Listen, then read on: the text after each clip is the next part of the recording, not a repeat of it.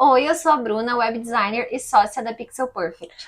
Oi, eu sou a Ana, fisioterapeuta e sócia da F-Salute. E esse é o podcast Mulherei, um ponto de encontro para falar de empreendedorismo feminino, compartilhar desafios e mostrar caminhos para viver essa jornada que é empreender. No episódio de hoje, vamos falar de um tema que todo empreendedor vai enfrentar: como lidar com clientes difíceis. Muito bem, essa é a questão de $1 milhão, eu diria. Mas antes, eu acho que a gente podia, inclusive, determinar o que é um cliente difícil nas nossas áreas. Eu vou deixar você começar, Ana. O que é um cliente difícil para você? Em primeiro lugar, é um cliente que não aceita muito o tratamento.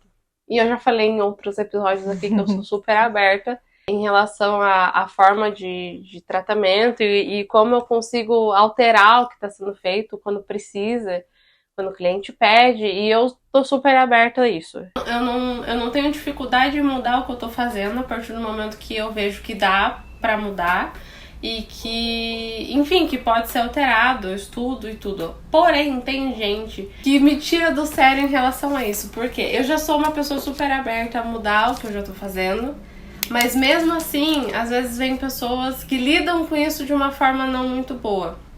Então, por exemplo, às vezes eu tô fazendo uma coisa e o cliente chega e fala, não tá muito bom. E aí eu vejo quais são as opções que dá pra mudar. E aí eu mostro todas as opções e ele ainda fala, não tá bom. E aí eu vou tentando mudar de acordo com o que dá. Mas às vezes vem o ápice pra mim, que é ele falar, então, eu vi no Google que isso aqui não é tão bom e que dá pra fazer de tal jeito. E assim, eu gosto de clientes curiosos. Pra mim é muito bom se você vai pesquisar e acrescenta o que eu já tô fazendo. O que me atrapalha é a pessoa dar mais credibilidade ao Google do que o que eu tô fazendo. Pra ti, realmente. Às vezes as pessoas podem perguntar, tá, mas o cliente precisa saber o que tá acontecendo. Às vezes ele vai pesquisar. E aí, pra você ter certeza, pra questionar um profissional, o que você faz? Você procura outros profissionais pra ver se os outros têm as mesmas opiniões, entendeu? Quando eu me incomodo da pessoa pesquisar no Google e falar que o que eu tô fazendo não é certo, é porque eu já passei por um processo com ela de conversa, entendeu? Não foi que no primeiro atendimento ela já chegou falando, então, eu vi no Google. Eu passo por uma conversa e, apesar de eu também estar aberta, eu acho que a partir do momento que a pessoa me contrata, ela tem um mínimo de confiança no meu trabalho. Então, pra mim, me incomoda esse tipo de cliente, porque ele me contratou, ele já passou por várias conversas comigo, e tudo bem se ele não for procurar outras opiniões de outros profissionais, mas pelo menos entender o que eu tô tentando passar, entender que eu não tô tirando tudo que eu tô fazendo da minha cabeça. Existe, eu estudei um tempo, tive um tempo de faculdade pra aprender sobre aquilo que eu tô atendendo. Então, por isso me incomoda o fato de que ele tá acreditando mais na internet, qualquer coisa que ele achou, do que eu, entendeu? Então, quando a pessoa tá disposta a conversar comigo, o diálogo funciona muito, porque eu falo o que tá funcionando, o que não tá funcionando, e ela aceita, e argumenta, e conversa, e tem esse espaço. E o cliente que não tá tão disposto, os clientes difíceis, ele não quer muito saber de conversa, e não tá muito disposto a isso, entendeu? Não chega esse ponto de conversar, porque eu já passei por vários processos com esse cliente, eu já tô tentando várias abordagens diferentes e não tá funcionando, entendeu? Nunca é do dia pra noite, né? Nunca é do dia pra noite. E também é esse fato de eu tentar por muito tempo diferentes formas para que dê certo, por um tempo foi uma coisa também que me atrapalhou muito na minha confiança como profissional, porque daí você pensa, mas será que é o que eu tô fazendo que não tá funcionando? Ou será que é a pessoa que não tá tão disposta ao tratamento, entendeu? Achei muito interessante tudo que você falou, porque eu vou denominar esse tipo de cliente como a pessoa que não sabe o que quer. Que é um tipo de cliente difícil que na minha área também tem muito. Que daí no meu caso, né, como uma pessoa que trabalha com desenvolvimento de sites, é a pessoa que ela vem num briefing e ela fala que quer um site que nem um portal de notícias famoso. Aí você faz uma coisa assim.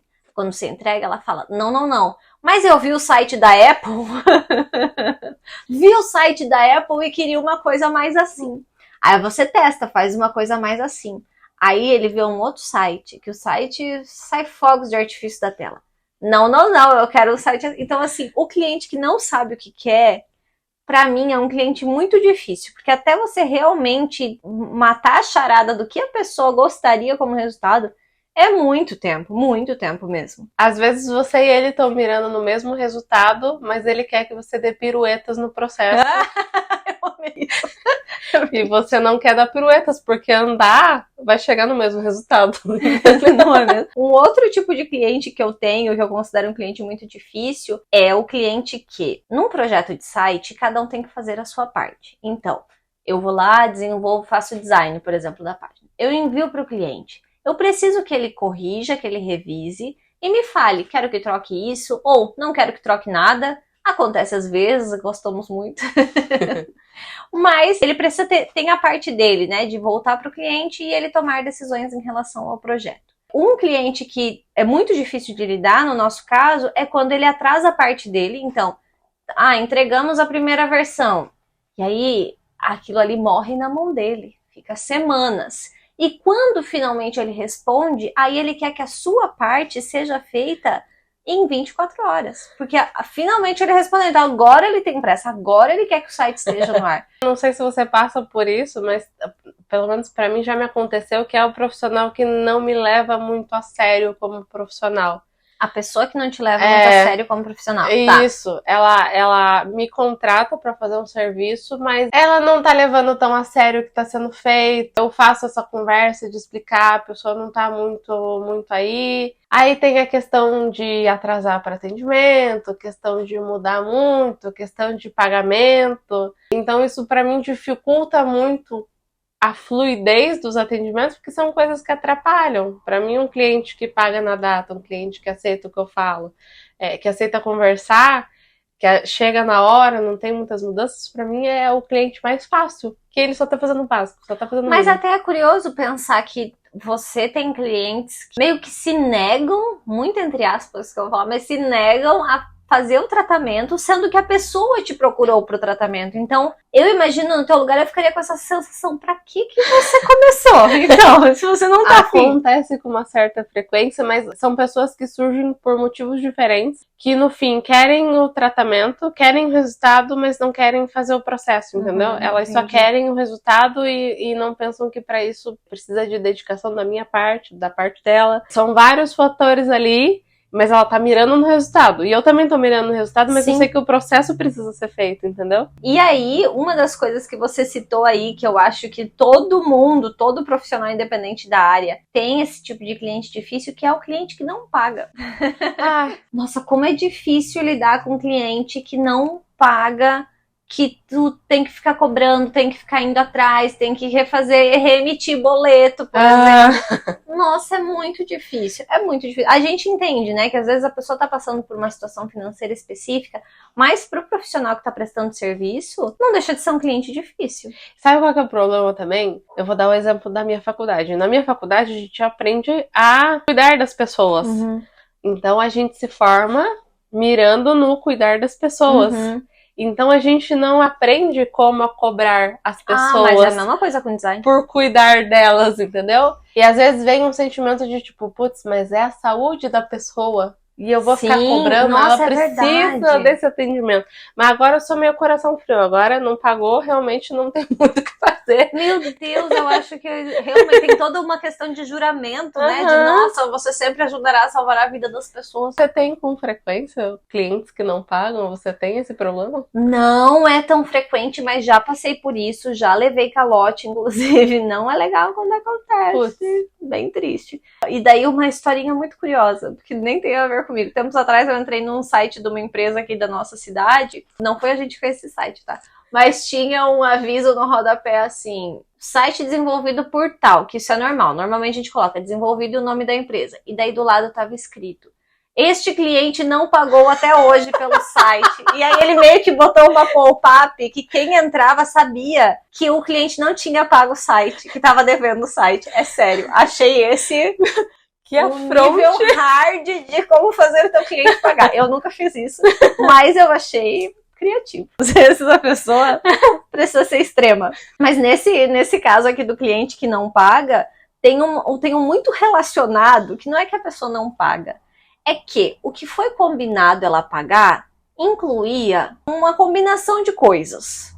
E aí você faz a combinação de coisas. Mas a pessoa, ela acha que contratando para fazer um site, ela está contratando para, sei lá, entregas extras. E aí ela quer coisas extras que vão muito além do combinado e que não está previsto no orçamento inicial. E é muito difícil, às vezes, esclarecer para esse cliente, né? Falar, olha, o que você pagou não está cobrindo tudo isso.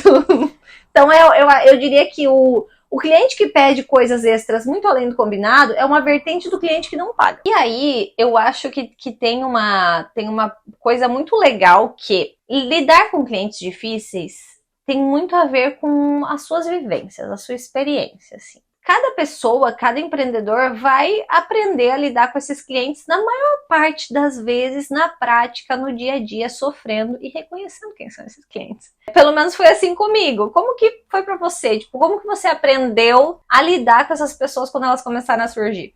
É engraçado porque eu meio que tive uma escola, não muito boa, mas aconteceu que na minha época de faculdade, para poder pagar a faculdade, eu trabalhei em um supermercado.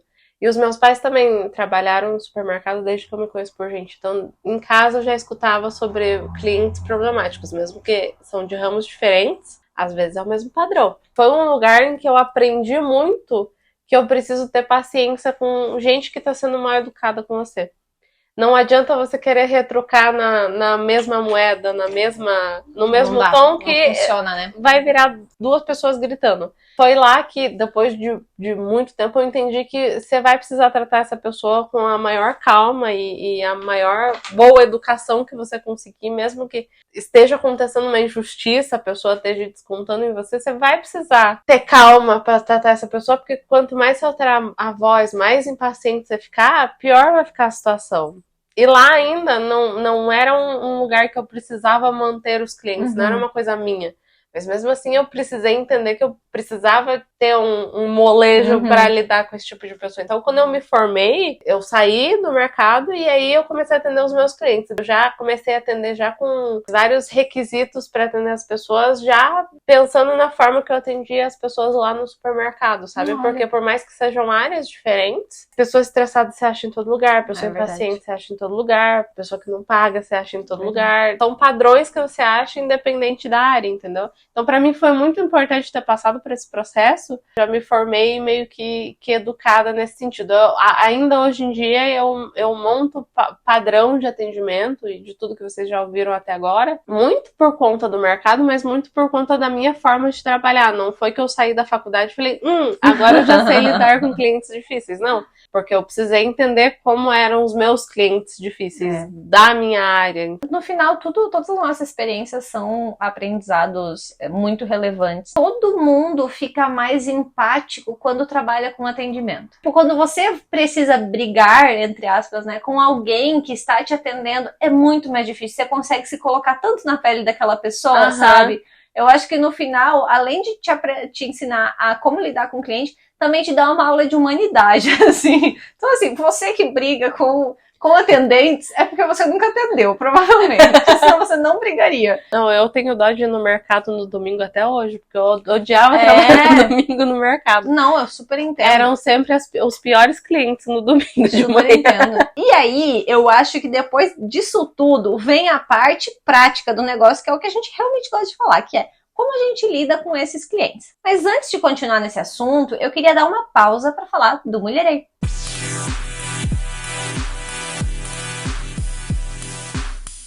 O Mulherei é um grupo que conecta mulheres que empreendem ou que querem empreender, por meio de troca de experiências, dicas práticas e muito conteúdo. Funciona assim: quem faz parte do Mulherei recebe o acesso a um grupo para troca de mensagens semanais. Dentro desse grupo, existe uma curadoria do conteúdo, onde nós compartilhamos dicas e estratégias para direcionar as mulheres empreendedoras. Além disso, as empreendedoras podem divulgar seus produtos ou serviços, tirando dúvidas com outras mulheres que já passaram por experiências semelhantes. Assim, a proposta do Mulherei é colocar mulheres talentosas e inspiradoras da nossa comunidade de negócios em contato, proporcionando uma plataforma para aprendizado e crescimento. Para fazer parte do Mulherei, é só entrar no link da descrição do episódio ou no nosso Instagram, @mulherei.oficial, e se cadastrar. A gente espera você lá. Então, voltando aqui para o nosso assunto, trazer dicas práticas de como que a gente lida com os nossos clientes. Eu vou começar falando que o primeiro passo, assim, que eu sei que também vai ter muito a ver com você, é ter uma comunicação muito clara com esse cliente. Então, eu tento falar com um cliente difícil, né, com um cliente que eu tô tendo qualquer tipo de dificuldade, seja porque ele não sabe o que quer, ou seja porque ele não tá entregando a parte dele dentro do prazo, eu tento ser muito clara, cordial, de um jeito educado, né, com a pessoa, mas para tentar fazer o cliente entender das responsabilidades dele. Porque eu acho que quando você é prestador de serviço, muitas vezes cria-se essa sensação de que tudo fica no teu colo. Então, o resultado da pessoa é 100% tua responsabilidade. Também tem uma grande parcela que é a sua responsabilidade. Porém, tem a parte do cliente. Então, quando eu tenho qualquer dificuldade, eu gosto de tentar ter essa conversa. Muitas vezes eu mando essa conversa por áudio, porque às vezes você consegue passar um pouquinho mais de humanidade do que só numa mensagem de texto. Às vezes uma mensagem de texto a pessoa interpreta do jeito errado, não consegue ver a emoção que você queria transparecer. Então, nesses casos, ou eu faço uma reunião de vídeo, ou eu mando um áudio, e aí tento, com muita calma, com jeito, explicar para a pessoa por que ela também é responsável pelo projeto, especialmente quais são as consequências que vão acontecer caso o projeto trave por esse relacionamento com o cliente estar sendo difícil. Eu aprendi a lidar com os clientes, isso, tanto os clientes bons quanto ruins, quando eu entendi que esse diálogo estava em aberto, entendeu? Uma coisa que temos em comum aqui, já de cara, é ter uma comunicação muito clara, é uma forma de você lidar com esses clientes difíceis. No meu caso, uma outra técnica que eu uso hoje, depois de bater muito a cabeça na parede, é ter um contrato bem amarrado, em que a gente deixa esclarecido, com avisos, com cláusulas, o que acontece caso tenha atraso por parte dele. Então, para contextualizar, recentemente a gente fez um site que o cliente, para dar resposta pra gente, às vezes ele levava meses. Então, um projeto de site daquele tamanho que levaria 2 meses para ficar pronto, levou quase 1 ano.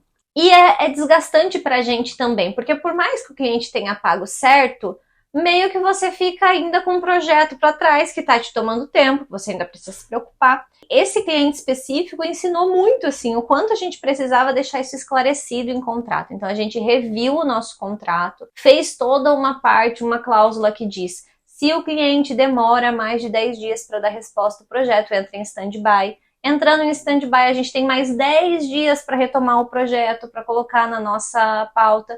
E pra gente não deixa de ser uma segurança. Significa que os clientes não vão mais fazer isso? Não.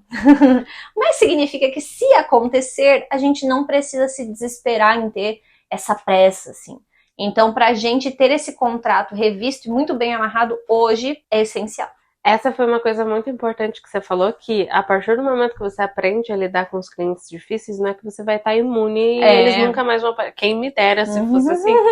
Mas quanto mais você aprende, mais rápido você consegue manejar a situação ali. E a Bruna falou do contrato, eu falei lá no primeiro episódio que a gente tem o termo de consentimento, que é onde está escrito tudo que eu faço, como funciona cada passo a passo do meu trabalho, da minha forma de atendimento, para a pessoa também já saber como é que funciona e já entender, e para não ser segredo para ninguém, para não falar que depois não sabia de nada, entendeu? Uma coisa que a gente fez e que talvez possa ajudar algumas pessoas que trabalham com projetos mais longos, como é o nosso caso, é ter um e-mail de controle da evolução do projeto. Então, sexta-feira é o dia que a gente manda um e-mail para todos os clientes que estão com projetos em andamento, falando assim: o que fizemos essa semana? O que você precisa fazer? O que vamos fazer na semana que vem? E toda sexta o cliente recebe esse controle. É um ponto que os clientes ficam bem contentes, porque eles têm uma visualização, muitas vezes está numa etapa do projeto que está na nossa mão, ele acha que não está sendo feito nada, mas tem um trabalho sendo feito, né? Então é bom porque o cliente consegue ter essa consciência. Mas mais do que isso, ele é um e-mail que pra gente comprova quando o cliente não está fazendo a parte dele. Então por isso que também é muito importante pra gente, porque daí entra muito em conjunto com o contrato, que se a gente está mandando coisas, tem cliente que, às vezes tem 3 semanas que eu já estou avisando, o projeto está em stand-by, não evoluímos porque falta resposta tal. Então ele não pode dizer que ele não estava ciente. Ele estava ciente. Daí se ele não leu o e-mail, são outros 500. Funciona muito como um lembrete. Cada sexta que ele recebe o e-mail e ele sabe que ele não fez a parte dele, ele tem essa noção, poxa, tá na minha mão, né? A bola tá no meu lado da quadra, o que eu faço agora? Muito legal essa dinâmica de vocês, porque vocês conseguem tanto controlar o que vocês fizeram, quando o cliente vê realmente, ele consegue visualizar o que foi feito. Foi o que você falou, apesar de ele não conseguir estar ali do lado do computador de vocês, ele sabe que está sendo feito alguma coisa, vocês têm tudo documentado no e-mail, né? Ajuda muito. Uma forma de você lidar com um cliente difícil é não ter medo de cancelar o projeto, ou seja, de demitir o cliente. E aí demitir o cliente pode ser um episódio totalmente à parte, só com histórias de como demitimos nossos clientes. Mas às vezes você também tem que ter a consciência de que se um projeto não está andando, você fez tudo que você podia. No caso da Ana, né, um atendimento não está funcionando, ela fez tudo que você podia. Às vezes você precisa liberar esse cliente. Às vezes ele só não está com vontade de fazer aquilo naquele momento. E aí um ponto, antes de passar a palavra para a Ana, é que o contrato bem amarrado, ele também prevê isso. Então no nosso contrato a gente também tem lá estipulado que se o cliente ficar 6 meses sem dar notícia, o projeto é dado como cancelado, o que foi pago, foi pago. É uma forma que a gente tem de colocar regras, sabe, no contrato e prever que talvez a gente vá precisar demitir esse cliente, infelizmente, porque não está funcionando. Eu estava refletindo esses dias que desde o meu último ano de faculdade, todo ano, eu tive um cliente que foi o meu cliente mais difícil do ano. Ai, que triste. Todo ano eu tive um cliente difícil e foram por motivos diferentes e não continuaram por motivos diferentes, ou porque a pessoa não quis, ou porque eu tive que demitir. E todo ano eu tirei uma lição e todo ano eu consegui aprimorar a minha forma de atendimento, justamente porque eu entendi como lidar com esses clientes, porque não foram pelos mesmos motivos, mas no fim precisaram da mesma abordagem da minha parte, sabe? Eu consegui identificar que é meio que um padrão meu. Eu tenho vários clientes difíceis durante o ano, mas sempre tem aquele que é o que me prende, sabe? Você identifica, né? Consigo. E hoje em dia eu consigo identificar mais rápido ainda, porque às vezes é no primeiro contato já que eu já consigo entender que a pessoa vai me dar trabalho. Inclusive, essa seria a minha última dica para como lidar com os clientes difíceis, é você ouvir a sua intuição. Eu sei que essa dica vai parecer muito mística, e eu não sou tão mística assim, mas às vezes que eu tive clientes mais difíceis, na hora que eu estava fechando o contrato, eu pensava, esse cliente, ele tem jeito de que vai me incomodar, ele tem jeito... E eu juro pra vocês, não tinha nada indicando, tipo, realmente indicando. Era só uma sensação. Toda a vida que eu tive um cliente que eu pensava, talvez eu não devia fechar com ele. Eu realmente não devia fechar com ele. Então, às vezes você tem que ouvir sua intuição também. E só não fechar com clientes problemáticos. Assim, eu normalmente consigo ter o primeiro contato com a pessoa no primeiro atendimento de fato, sabe? E já no primeiro atendimento eu consigo ver o quão trabalhoso vai ser o tratamento. Se vai ser muito trabalhoso, se vai ser pouco trabalhoso, porque às vezes é uma pessoa que me dá mais informações ou menos informações já no primeiro atendimento. Para mim, na verdade, foi muito bom eu ter tido esse um por ano, porque normalmente é com esse cliente que eu mudo a minha forma de atendimento. Olha aí, eu acho bonito isso, que a Ana, ela tá vendo um ponto positivo em uma coisa triste. Porque no final, às vezes é só um grande teste de paciência. É que eu precisei parar muito pra refletir sobre isso, porque normalmente o tratamento não funciona, é a qualidade de vida da pessoa que tá sendo alterada, entendeu? É uma coisa, um neto que ela não consegue pegar num colo, é uma caminhada de 10 minutos que ela não consegue fazer no mercado, entendeu? Por uma coisa que talvez eu tivesse insistido mais, entendeu? Porque eu sei que eu consigo mudar isso na vida das pessoas, mas aí foi o processo de entender que eu realmente não faço milagre. Então eu preciso estar disposta, e aí entram vários fatores para eu entender que realmente eu fiz tudo que eu podia, mas é a pessoa que realmente não tá querendo mudar, entendeu? E aí, né? E terminamos tristes. Ó, que clima bacana. Mas calma, que a gente vai trazer uma dica que pode ser que ajude você. A gente vai falar de perfil do cliente ideal. Essa é uma técnica, a sigla dela é ICP, porque vem de Ideal Customer Profile, do inglês. E aí é uma definição que pode ser que seja útil para você. Por quê? Basicamente, a ideia é que você identifique as características do seu cliente ideal. Uma visão de tipo, poxa, o meu cliente ideal seria bom se ele fosse assim. E uma vez que você identifica esse cliente ideal, é interessante porque você consegue criar como fosse um filtro.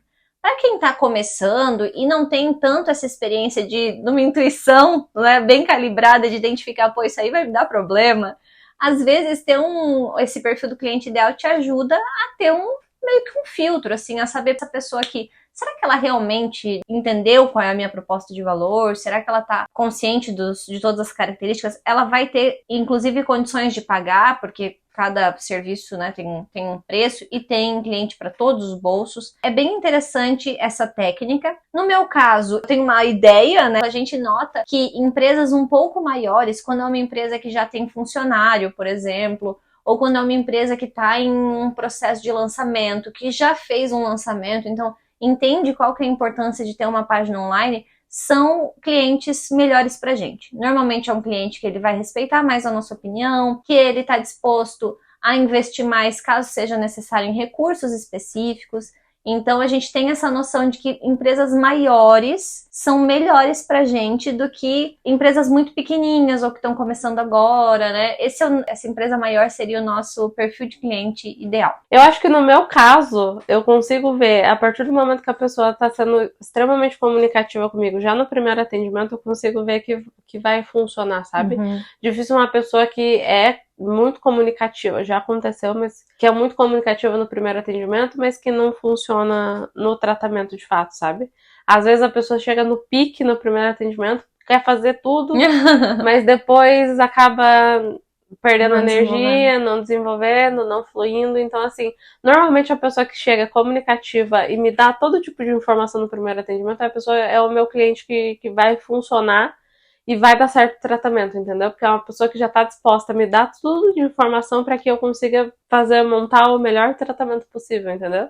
Inclusive, essa é uma dica bem legal que a Ana tá dando, de você olhar para os seus melhores clientes também, e entender quais são as características que eles têm em comum, e isso te ajudar a definir qual é o perfil desse seu cliente ideal, né? Então, se pessoas comunicativas são melhores para o desenvolvimento do trabalho da Ana, ela já sabe que provavelmente, né, esse vai ser o cliente ideal dela. Sempre quando vier uma pessoa mais comunicativa, ela vai ter mais chance de desenvolver de uma forma melhor e mais completa o que ela faz. Eu gosto dos clientes que são independentes também, no sentido de que não precisam mandar uma mensagem para confirmar uma coisa que já estava tudo certo, entendeu? Eu tenho duas clientes, não posso citar o nome, mas eu tenho duas clientes que elas são incríveis no sentido de que eu não preciso mandar nada do pagamento para elas. O dia que elas recebem, elas já me pagam. Então, pra mim, já é uma mensagem a menos que eu preciso mandar. É um comprovante a menos que eu preciso conferir, porque eu sei que elas vão pagar no dia certo e o valor certo, entendeu? Quanto mais independente é o cliente, mais fácil fica meu trabalho. Por isso que é importante você tentar identificar esse cliente para você já ficar ligado, às vezes até fazer um filtro e quem sabe demitir clientes que não são tão bons assim. Às vezes vai ser isso que você vai precisar fazer. E já que a gente está falando de cliente ideal, basicamente essa é a tarefa do episódio de hoje. A tarefa de hoje vai ser você pensar no perfil do seu cliente ideal. Ou seja, você precisa estabelecer uma imagem de quem que é o cliente que você gostaria de ter na sua empresa. Isso significa que depois do ICP feito, você só vai ter clientes assim? Não. Com toda certeza não. Bem, podia. Porém, isso vai te ajudar a identificar qual que é o público que você precisa mirar para evitar os clientes chatos e começar a ter clientes realmente bons. Então, fica aí esse pensamento, né, para você tentar desenvolver, pensar nisso como tarefa do episódio e, claro, você sempre pode aplicar todas as dicas que a gente deu de como lidar com os clientes difíceis. Tente pensar nisso também, na forma como você se comunica com os clientes. Se você tem um contrato, será que ele está bem amarrado? Será que tem coisa que você pode melhorar? Tem como você fazer algum tipo de controle, de dar uma segurança maior para o cliente? Quais são os recursos que você pode fazer para tentar transformar um cliente difícil de lidar em um cliente menos difícil? Concluímos o episódio de hoje com tudo que a gente tinha para falar, ou quase tudo, porque a gente não pode contar histórias e citar nomes. Como lidar com clientes difíceis. Era isso por hoje. A gente já deixa aquele agradecimento de sempre pela sua companhia, por você estar aqui acompanhando a gente. Relembrar vocês do nosso grupo Mulherei, que a gente tem vários conteúdos, tem várias coisas legais por semana. Siga a gente no Instagram, @mulherei.oficial. Lá a gente também faz uma preparação de conteúdo específico para o Instagram. Então você pode acompanhar a gente por lá também e acabar pegando várias outras dicas de empreendedorismo e ver um pouquinho do nosso dia a dia. E é isso então? É isso então. Então tá. Muito obrigada e até o próximo episódio. Tchau. Tchau!